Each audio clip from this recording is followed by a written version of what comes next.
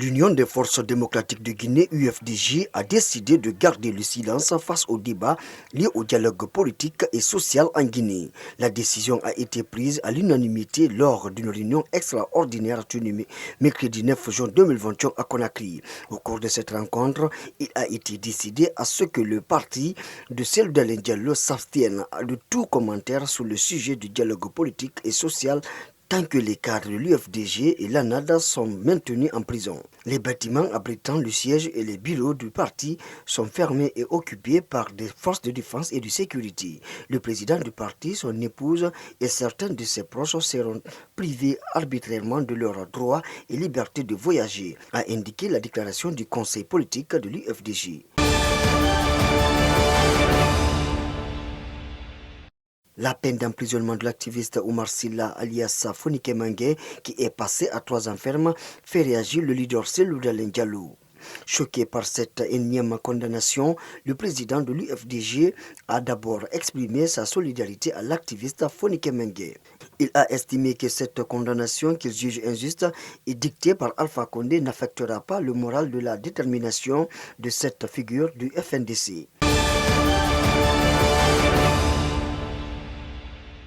L'Office national de contrôle de qualité a fourni les résultats des analyses concernant l'intoxication alimentaire qui aurait causé la mort d'un père de famille suite à la consommation du corned-beef au riche. Il y a quelques mois, ce jeudi 10 juin 2021, l'Office national de contrôle qualité a mis à la disposition des personnes concernées les résultats. Ces résultats indiquent que ce corned-beef est parfaitement propre à la consommation.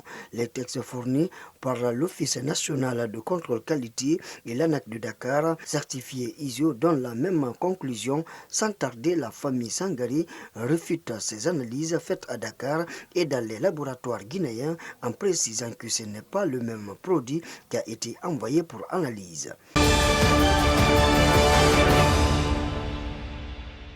Le contentieux qui oppose les deux branches rivales de l'USTG, celle de Mamou et de Conakry, autour de la paternité de la centrale est loin de connaître son épilogue. La preuve, le secrétaire général de l'USTG Conakry est cité à comparaître le 22 juin prochain devant la cour d'appel de Conakry.